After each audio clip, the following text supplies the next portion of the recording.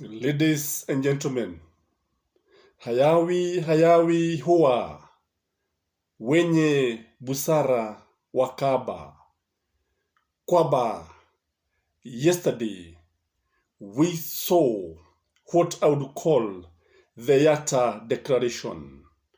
If you're joining this channel for the first time, kindly like this video at this juncture.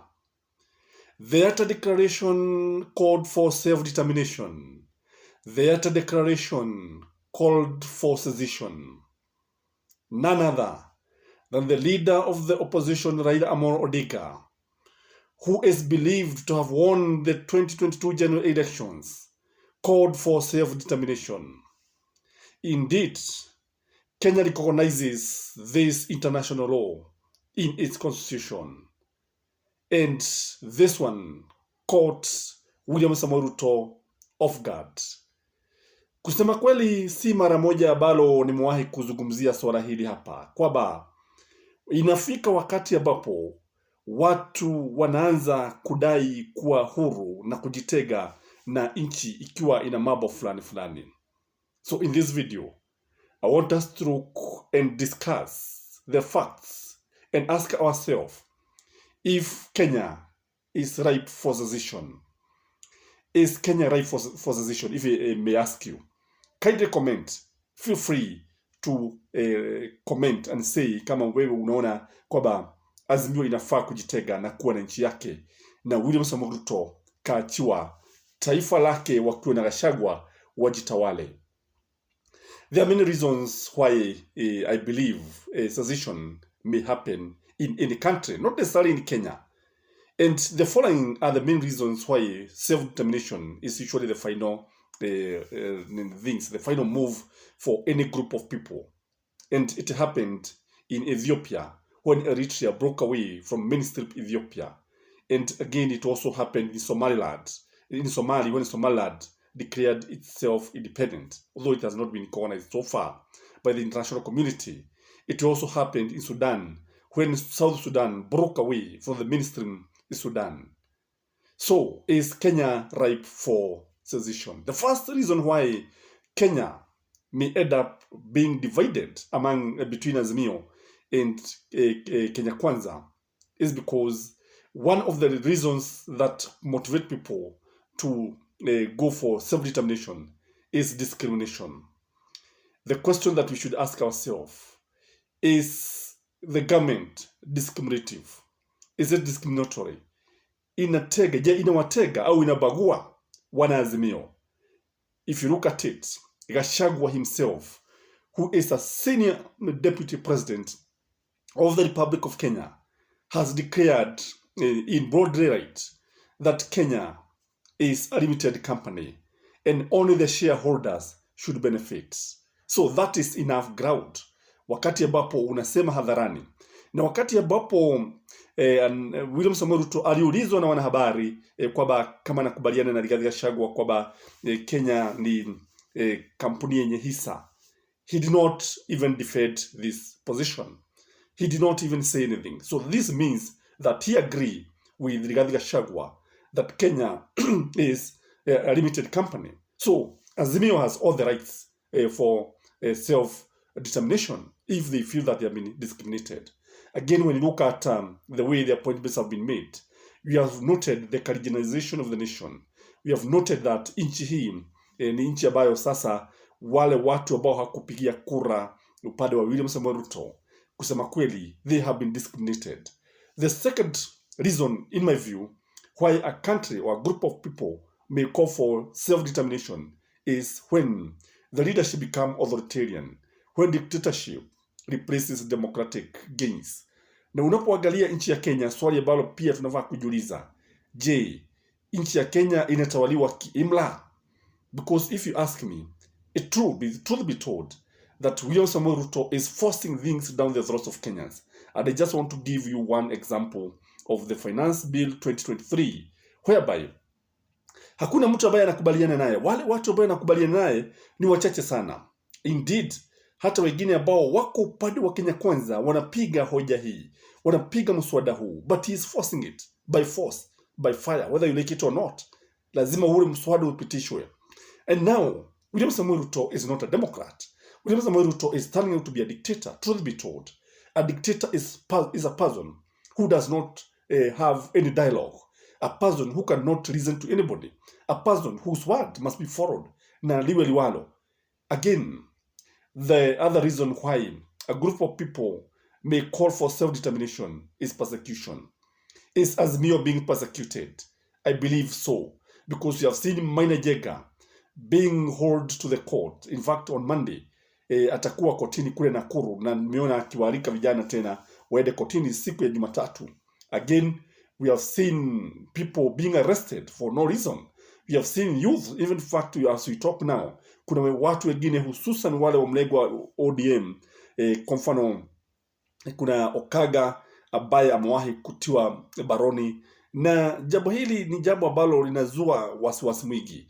And today as we talk, there are also many youth who have been who are arrested during the demonstrations, and wakati wa maandamano mpaka sasa hawajaachiliwa, wengine wakaekelewa kesi ambazo ni za kisiasa. So we can say that there is persecution in this country, that the government seems to be persecuting Azimio supporters and even the leaders. Again, we saw even the attempt to finish Raila Amolo Odinga during the demonstrations.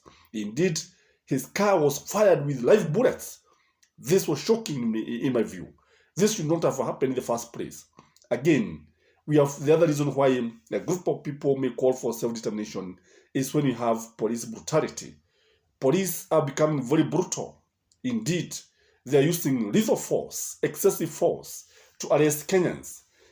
Only yesterday, when they were dealing with the demonstrators, they hurled tear gas mpaka wakaumiza watoto wa shule. Imagine, watoto wa shule, mnaumiza watoto wa shule kwa nini sasa?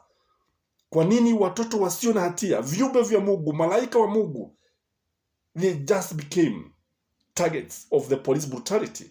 This one shows that the police are not professional, if you ask me. And police needs to be called to order. And I believe when police becomes very brutal, when the people supposed to protect citizens are the one who are breaking the law, are the one who are maiming the citizen, then the Azimio has all the reasons, just like any other group of people, to call for self-determination. Another reason why a group of people may call for self-determination is electoral theft and injustice. Today, we have the blue state, which is bigger than the yellow state, truth be told. And the funny thing is that the party that lost the election is the one that is leading. When you go to parliament, the party that was the minority is now the majority party. This is theft during the daylight. Huu ni ukweli ambao unajulikana. And if William Samoei Ruto is not going to open the servers, it will be taken that he did not win the elections. Kwa sababu ikiwa anakubali kwamba he won the elections, indeed he won the elections, the best thing for him to do is to open the servers and prove Azimio wrong. And that would be very, very interesting. But today, as we talk, it is believed that about 2,000 hackers are working on the servers just to interfere with the data. And you see, the government should be aware of this. And Raila Amolo Odinga informed Kenyans about this development. Something else that can call people to go for self-determination, is when people are overburdened by taxes. Kusema kweli, ile kodi ambayo watu wanalibikiziwa, ile kodi ambayo Wakenya wanaambiwa walipe, imepita mipaka. I believe that William Samoei Ruto need to go through as far as taxing Kenyans is concerned. What of the 3% taxation, which is not saying that is not taxation, something that hata kuna mikakati ambayo imewekwa vizuri. What of the high cost of living? Where on earth did the tax become more than what you are getting? Where did you fight a country selling electricity to its people, to its citizens, at a cost that is higher than what they are getting? Tell me, where did you fight hata watu wakilipia kodi vitu ambavyo ni vya kimsingi? Hata pale ambapo tuna rasilimali yetu yenyewe, maji tunalipia kama hamna maji. Even the people who stays in desert, I believe their water bills could be lower. Lakini sasa angalia nchi yetu, watu wanalia kila wakati. So it is this overtaxation that can call Kenyans, especially as Azimio side, And I believe many people are feeling the heat. Many people are feeling the fire. Kenya is burning, by the way, truth be told. And when they call for self-determination, it is because of this kind of shenanigans.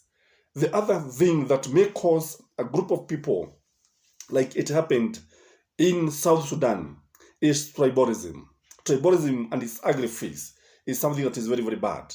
When you look at this Kenya, I've just said that when you look at this country, where Gachagua is actually telling Kenyans that it is owned by two tribes. William Samoei Ruto is very busy replacing Uhuru Muigai Kenyatta's people who have been in office legally, na kile ambacho tunaona kwamba anaweka watu wa kabila lao. Huo ni ukweli ambao tunaujua. When you look at his cabinet, it is dominated by just two tribes. What of the other tribes? What is happening?